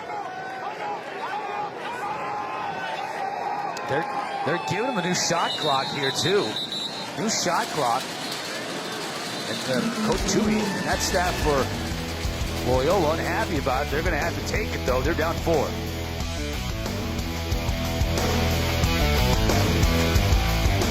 See if that hit big. 12-8 our score. Virginia on top. 5:38 left to go in this game. Goaltenders have been great. If you're just joining us, Alex Rode for Virginia, 18 saves in this game. If you remember last year's game, Jacob Stover made 18 saves for Loyola. He was the player of the game in that one. I think you could make an argument that Rode is the player of the game here. Faceoffs have been important too in Loyola. With Bailey Savio, they've come back here in the second half, and Virginia's thrown some other players at him. Gavin Ty, we've even seen Justin Schwenk in there for a draw. But Savio's not only held his own, but he's taken over. And Virginia here, they're going to kill clock, and you can do that when a team's playing zone defense. They won't come out and play you. They're saying, hey, we're up 4 goals. We can kill a minute of time here. Trust our defense to make some stops, and Alex Rode in the cage. Yeah. And Schaefer got a piece of that last shot right before he went to timeout from Moore, so this will be a fresh shot clock. At least a 3-minute possession for the Cavaliers. Still 40 to shoot. Schaefer's had 2 saves, go out of bounds. And now Virginia will start to attack with about 30 seconds left in the shot clock. Schaefer again, big. Big save. I mean, he is impressive. He's matched low to low. He's gone high to high. That's a big-time shooter there in Doc Sakin. Lindley just couldn't handle the pass. He had a really good opportunity. Push will keep possession. Or I should say give it back to Loyola. Too many undisciplined pushes from Virginia, giving extra possessions. Personal fouls against Virginia, too, in this game. A lot of loose ball calls going against them, giving possessions to this Greyhound team. It's going to be part of their comeback. Devereaux. Here's Olmstead. He's the quarterback of this Greyhound squad.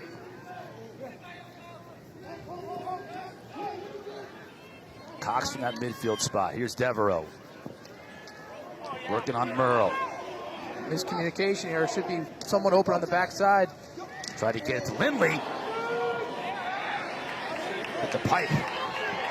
Here's Merle, though, coming out of the traffic with it. Fox.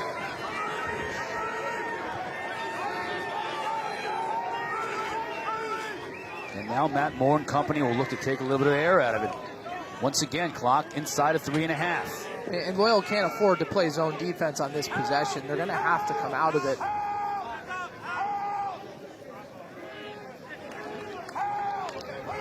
You can see they're out in man now.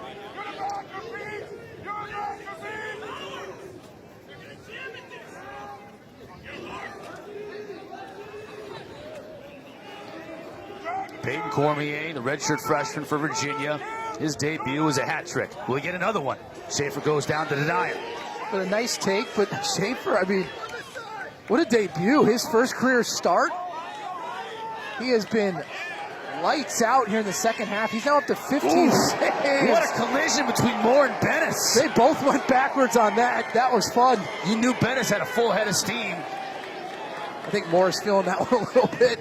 2 big boys running into each other there. I mean, that was like those videos with the people in bubbles running into one another and both firing backwards.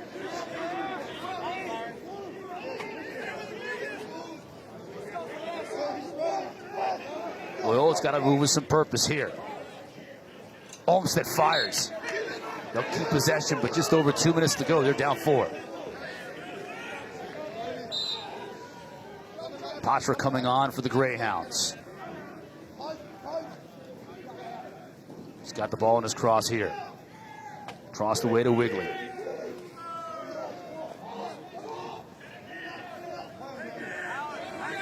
Not coming easy for Peter Swindell and the Greyhounds here. Now under 2 to play. Patra will fire lefty. Rode makes the save.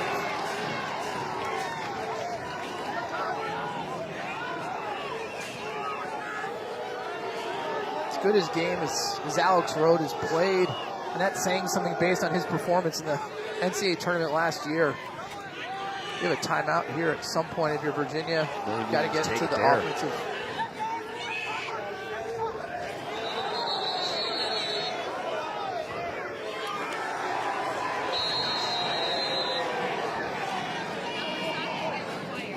Loyola with a shot. They got to move quickly. Just over a minute left in this game. They're down 4 goals.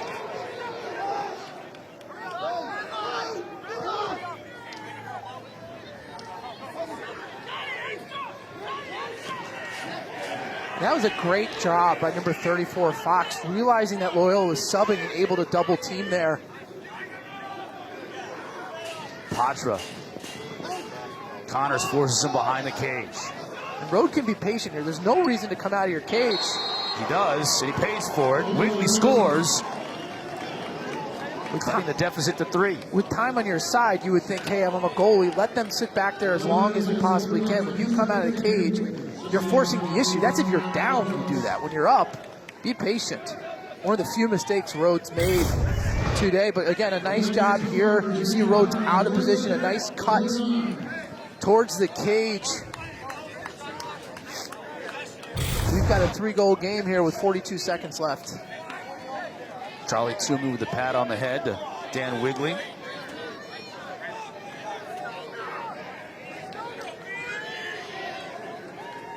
Big draw here. Petey LaSala, Bailey Savio. Virginia strategically has both of their wing players collapsing towards the defensive zone to prevent any type of fast break opportunity. Collision between Merle and Savio. Ball kicked out of bounds. It'll go to Loyola.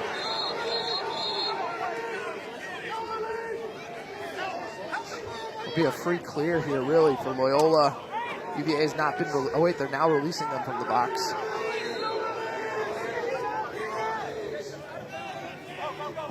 Greyhounds have to move quickly.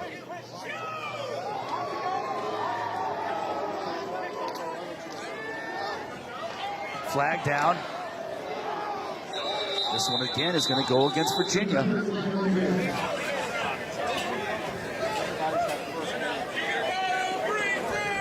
Just 16.6 left. Virginia up 3. So it may be academic at this point, but you still have Coach Tiffany kind of throwing his arms up saying, we don't need that. 30 seconds. I'd like to take a look at this one as well. They're going to call this a hold.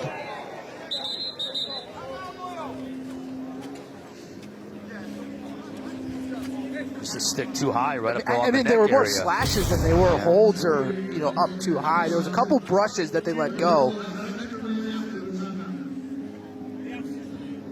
Some undisciplined lacrosse from the Cavaliers today. That any other game you have this many man downs, you don't have a hot goalie, they lose. It's against a good Loyola team that's been scrappy. But here's the story of the game.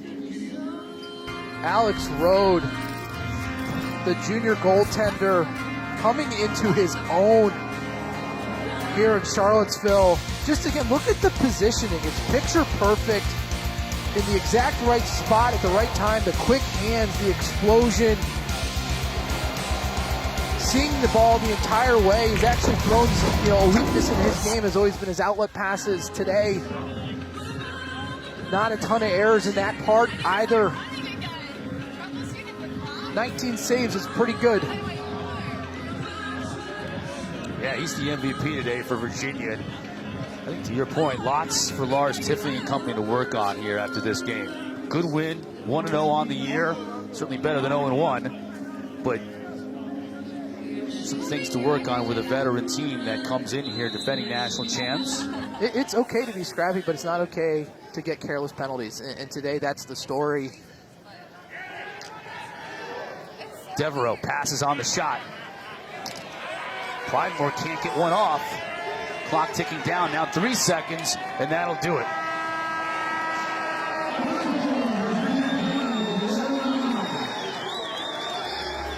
Virginia opens defense of their national title with a win at home against the Loyola Greyhounds. Exacting a little bit of revenge from last year when Loyola got the W. A good performance for Loyola, something to build upon. This is a new team missing a piece from last year. And then Virginia, a good first half, a little sloppy and careless in the second. They have a lot of firepower.